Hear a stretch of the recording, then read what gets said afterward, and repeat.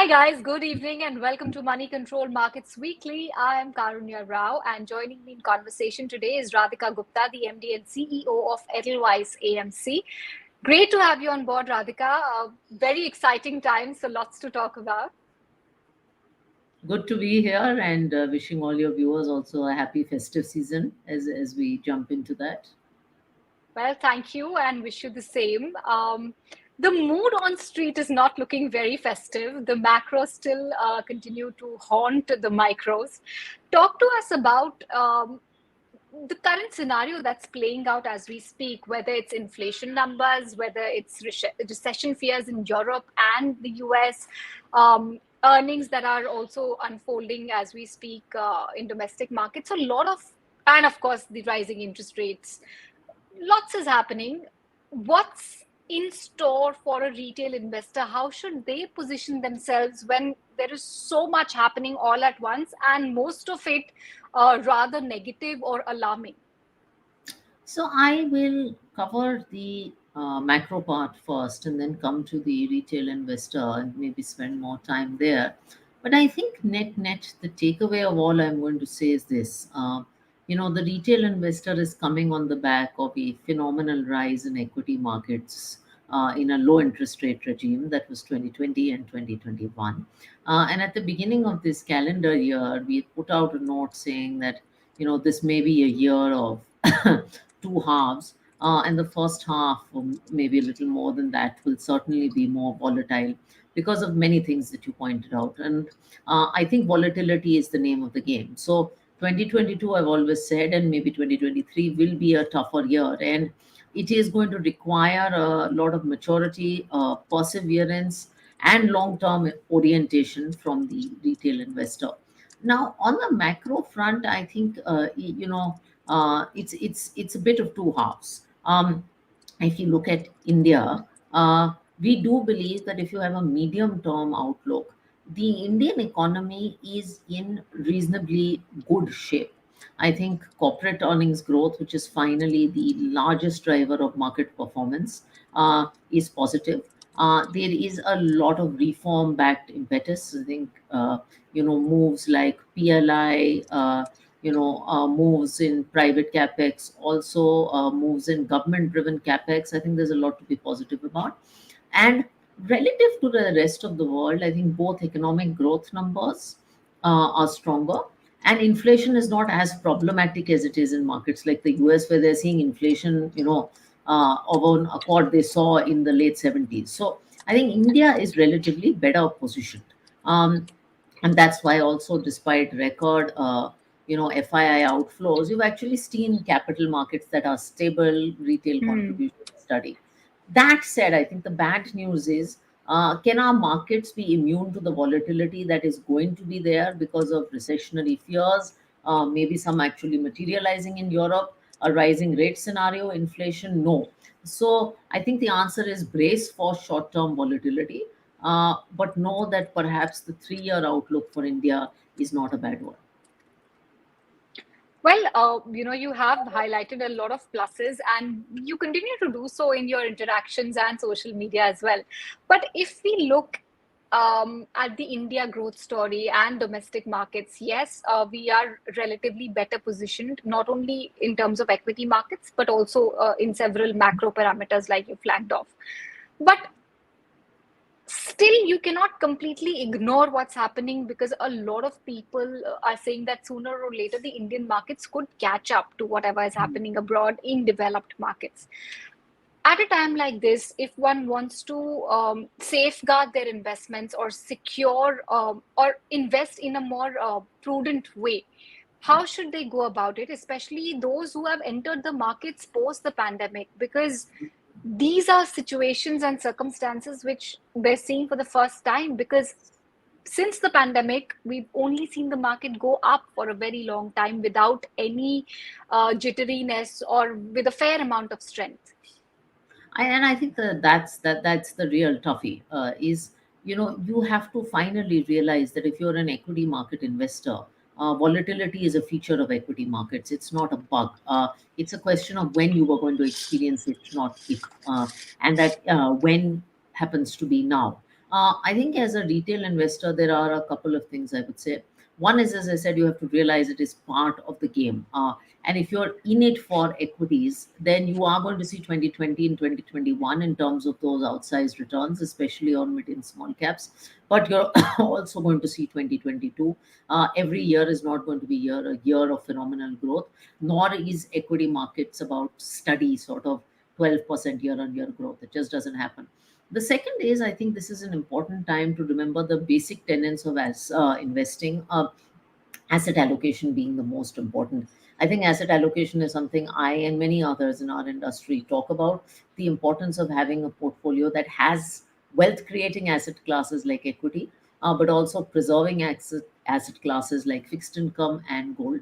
And this is the time to make sure that your asset allocation is in place, because I think 15, 17 years of investing have taught me that the one thing that really does come to your hand is asset allocation, especially for the conservative investors. And it's also a time to think that if you over allocated to equity in 2021, maybe do you want to revisit the allocation? You don't have to act on it today, but it's a time to think about that.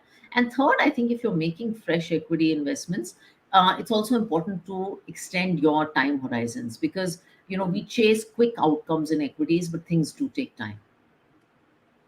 Yeah, I mean, asset allocation definitely helps in times like this. I'm just getting a live question which I want to address. Very basic again, potentially from a retail investor.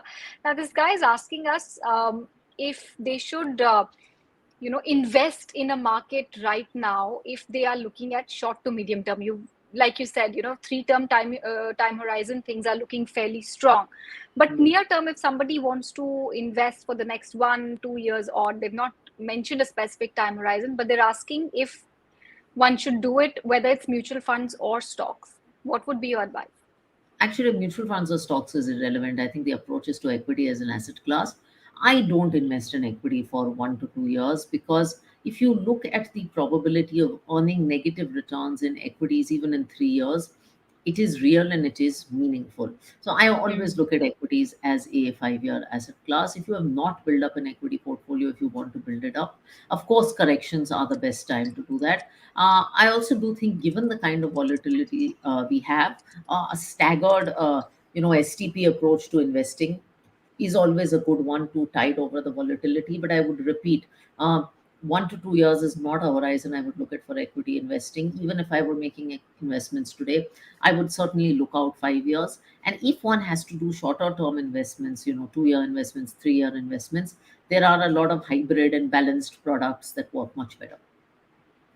Okay, another question coming in for you. This is from Mangesh on Twitter. He's asking what should be the parameter right now in the current market for selecting stocks or MFs? Okay. I mean, I I mean, think irrespective of the market, I think the parameters don't really change. I think the parameters are timeless here.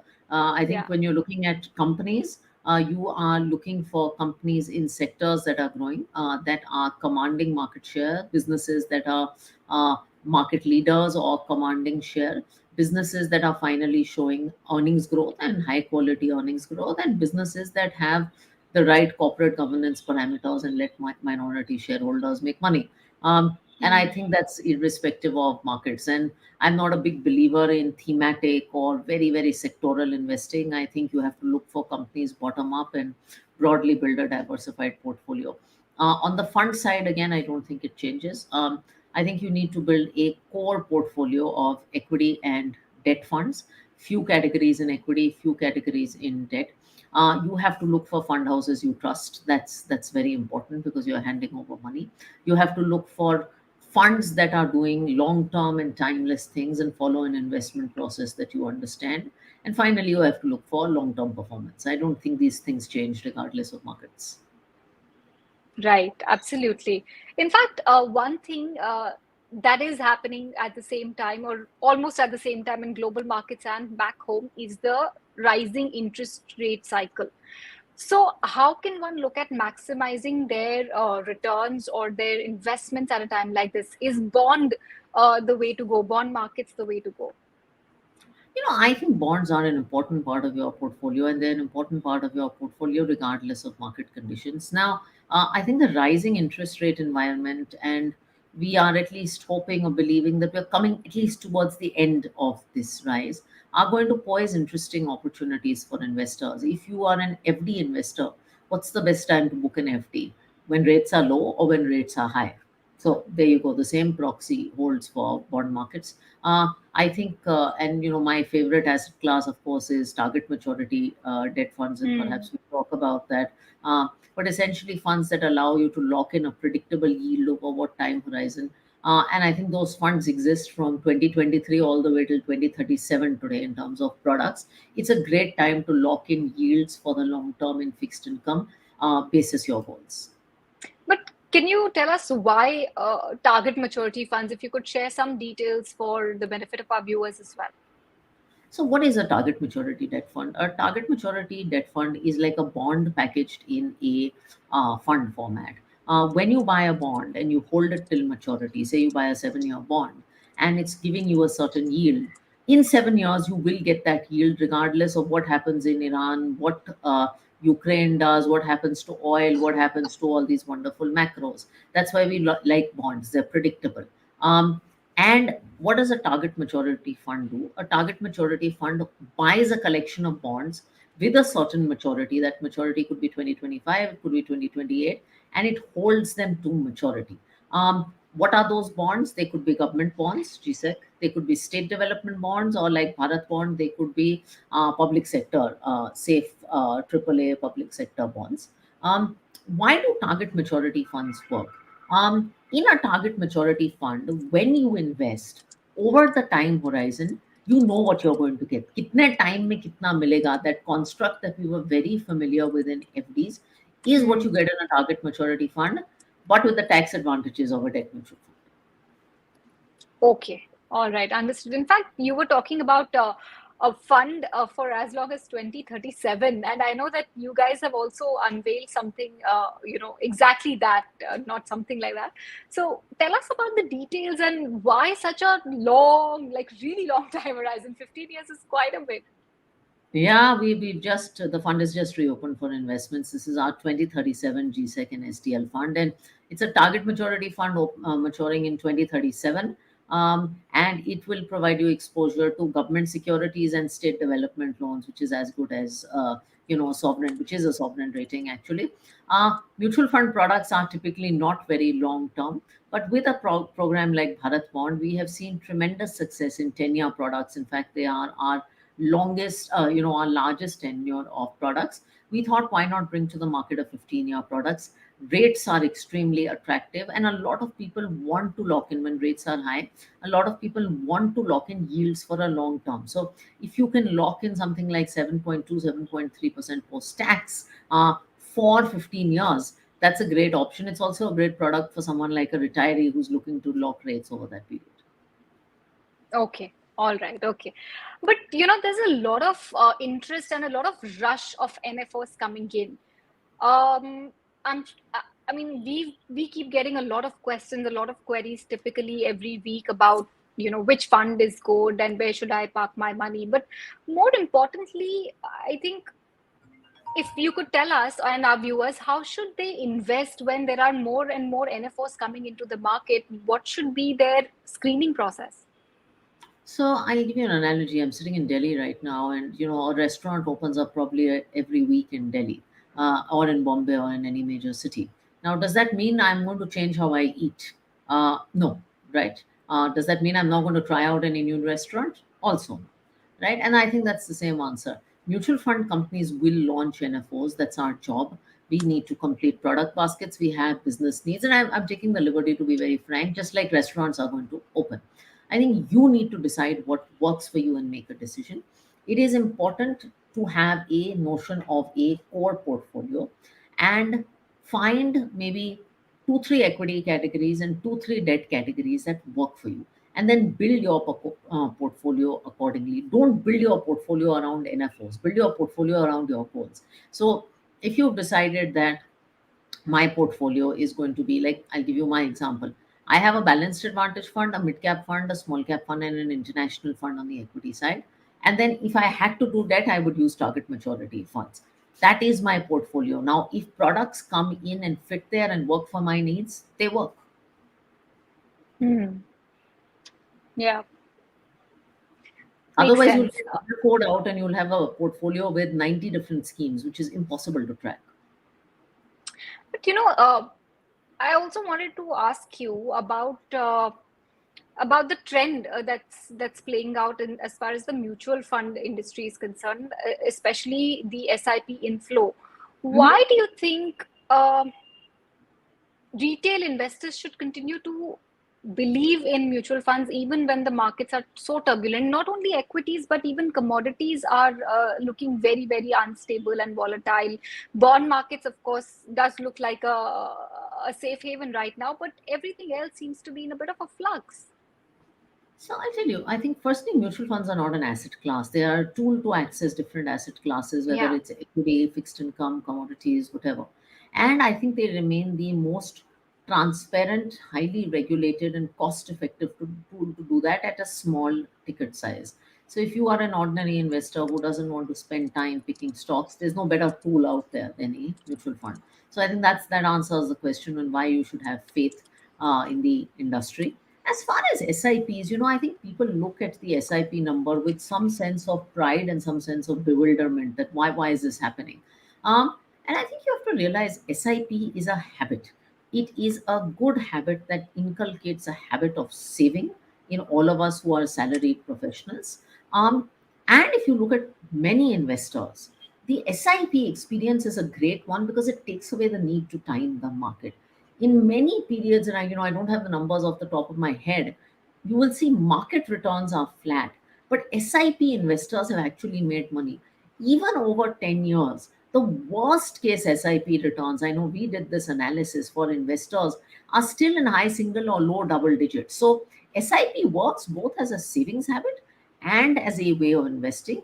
And in fact, the one thing I Hmm. keep telling investors is don't stop your SIPs in poor markets because then you're collecting more units when markets fall. Um, I think retail investors are realizing this, which is why they're not stopping their SIPs in markets like this. And lo and behold, you have a 13,000 crore SIP book.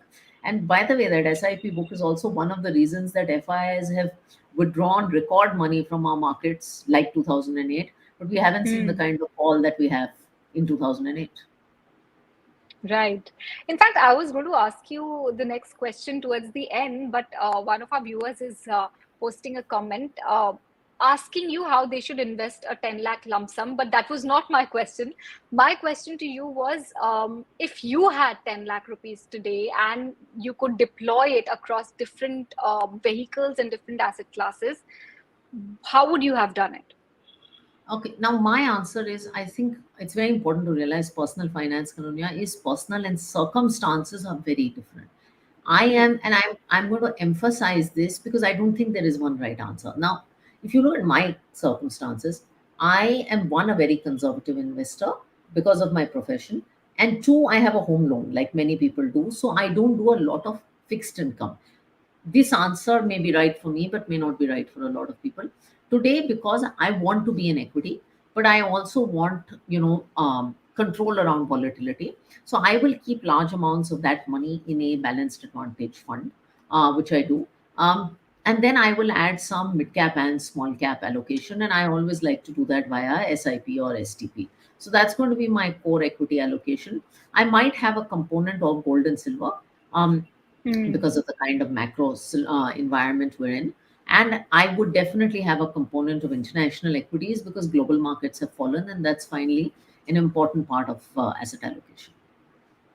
And you're also a new mommy, so congratulations on that. And talk to us about, any special plans that you've been making in the past or plan to do as far as saving and investing for your child's future is concerned. Well, my son Remy just got all his KYC done, which is very important. Get your kids KYC Yeah. done. So he's got his Aadhaar card, he's getting his PAN card, and he's getting his passport. So that's important to be able to invest. So he's just ticked those boxes. And yes, we are going to start his SIP soon. I think for a child, it is very important to start the process of compounding early. And we've been debating what we're going to do in terms of investing for him. But I think the first thing we're going to do is do an SIP into an index fund, which is one of our own. It's a large and mid cap index fund. It holds, the top 200, 250 companies in equal proportion. So that's a great long-term, simple product because he has the appetite to take equity risk. We probably will do an international fund also because at some point he will want to go study abroad, and the dollar rupee, there will be depreciation. So this is a good way to take care of that. But I think the short answer is start an SIP quickly. Well, I'm sure people are taking note of that. But talk to us about the view or the assessment that you have on the markets right now. A lot of sectors are now available at attractive prices. Yeah. Some are still looking very expensive. Case in point being IT, where we, repeatedly talked about the expensive valuations despite falling off a fair bit. How are you analyzing the different baskets and components of the market right now? Anything that's caught your attention? So I think, look, we are finally bottom-up investors, but the few themes that we are focusing on, one is a revival in private capex. Second is a pickup in the real estate cycle. So companies and themes that revolve around the pickup in that. And the third is government-driven capex and companies that are a beneficiary of that. I mentioned the PLI scheme. So you will see our portfolio have a heavy overweight of sectors like industrials, things like home building, etc. But essentially companies that are benefiting from a cyclical recovery in markets and more domestically oriented companies. You'll see our portfolio financials, especially lending financials, we believe, have been beaten down, tend to do well in an environment like this. And you'll see us underweight IT services, some of the export-led sectors that are also more sensitive to recessions. Okay, all right, understood. We're in the last leg of the year. There's just like 2.5 months to wrap up. What can investors expect in the coming year, according to you, in terms of market, in terms of momentum and participation, Well, it's always or hard any to big trend that you it's want to always flag hard off? to predict markets, but I think what you will get more clarity on is how far and when this interest rate cycle will end. So I think that is the clarity that hopefully will emerge over the next 6 to 12 months. Um, it's been a very turbulent 6 to 12 months, especially in the private markets also. And I hope some of that froth will settle down. And I think you will continue to see from an India front a domestic recovery, domestic capex hopefully picking up. Domestic earnings recovery, a big revival in consumption. I think festive seasons are going to be last year and this year are going to be record ones. So I think you will continue to see hopefully a domestic recovery and perhaps some stability around the interest rate trajectory. And we'll be also looking out for how the recessionary noise affects global markets. Okay, all right. Since you also brought up festive season, so before I let you go, I want to ask a quick, advice or tip or mantra that you want to share with our viewers about how to have a festive or a nice decluttered portfolio ahead of Diwali, because this is the time of the year again. I mean, it's very seasonal and it's unfair to talk about this only around Diwali. But as something that's thematic and topical, we would like your view on this as well. Spring clean do a Diwali cleaning of your portfolio. Make sure you don't have too many names. Make sure you have a few categories of funds, and a few funds within each category. I really don't think most of us need to hold 10, 15, more than 10, 15 funds. I mean, a core portfolio, which is 80% of what you do, is probably built very well in 10 funds. And I think if you're going to do Diwali cleaning, it's time to look at that. Whatever you have, you should understand and you should be able to track. And that I think is very, very important. I know that is key. In fact, thank you so much, Radhika, once again for joining in. And we wish you, from all of us at Money Control, a very happy Diwali to you and your loved ones. Thank you, guys. Happy All Diwali. right. Thank you. Thank you, guys, for tuning in. We're concluding this episode of Markets Weekly. Have a great weekend. See you next week.